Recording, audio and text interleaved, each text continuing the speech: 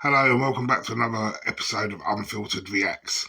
Now, unless you've been living under a rock this week, this week we saw the start of the Sean P. Diddy Combs trial. Now, this trial is a highly publicised federal trial. Now, Diddy is facing charges of sex trafficking, racketeering, conspiracy, and transportation to engage in prostitution, which Combs has pled not guilty to all charges. So now let's take a dive into this past week's shocking revelations of what we actually heard in court. So on Monday the 12th of May, the trial commenced in Manhattan Federal Court. Prosecutors portrayed Combs as the orchestrator of a sex trafficking empire, alleging he used his fame and resources to manipulate and abuse other women over several years. The defence acknowledged instances of violence, but argued that Combs' actions did not constitute in sex trafficking, but they were all consensual.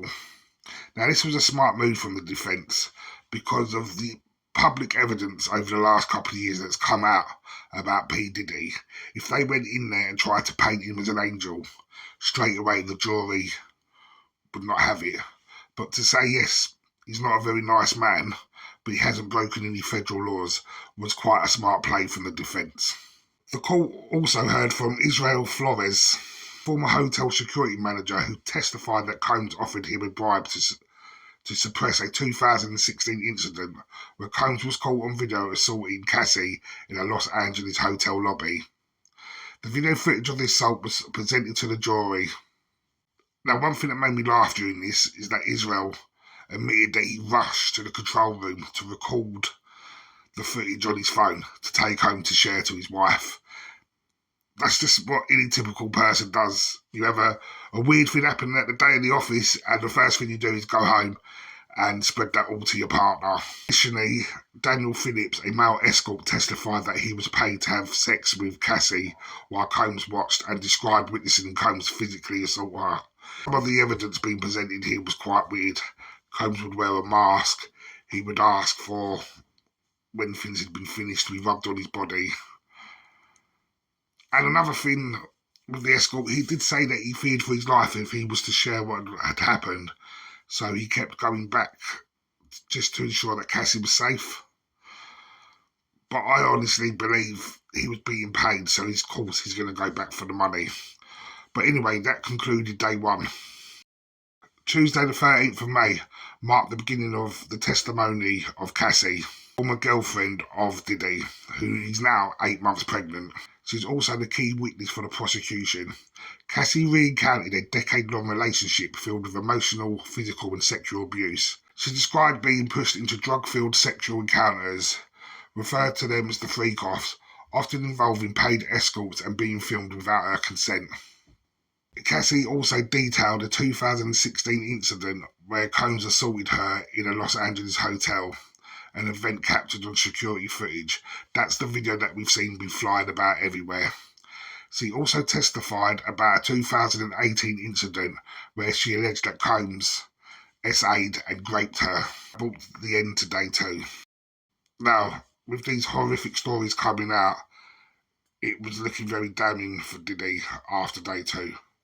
But on Wednesday the 14th, Cassie continued her harrowing testimony, elaborating on the physical toll of the abuse.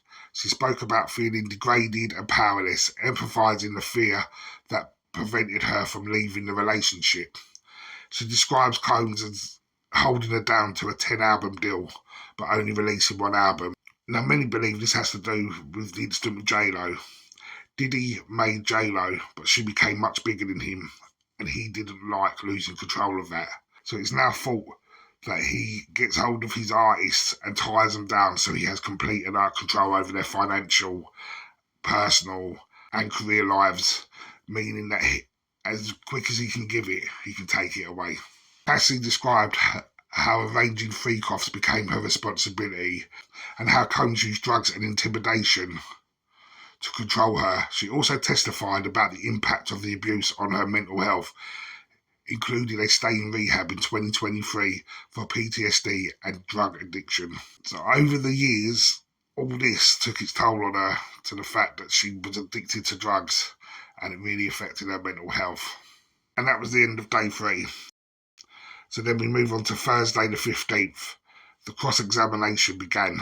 So the defence aimed to challenge Cassie's credibility, highlighting sexual explicit text messages she sent to Combs, suggesting she was a willing participant in all the freak-offs. However, Cassie maintained that her actions were driven by fear and manipulation, not genuine consent.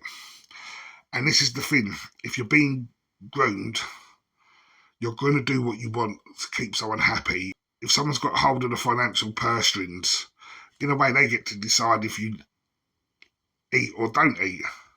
So what you're going to do, you're going to try and keep them happy.